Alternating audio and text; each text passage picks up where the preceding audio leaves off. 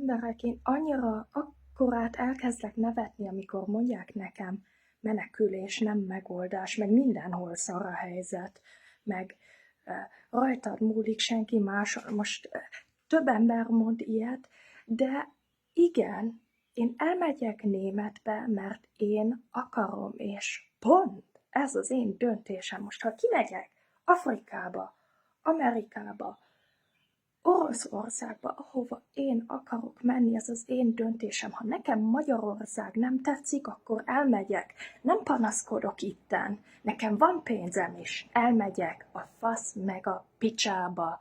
Pont. Ne kezdjétek már el azt a hülyeséget.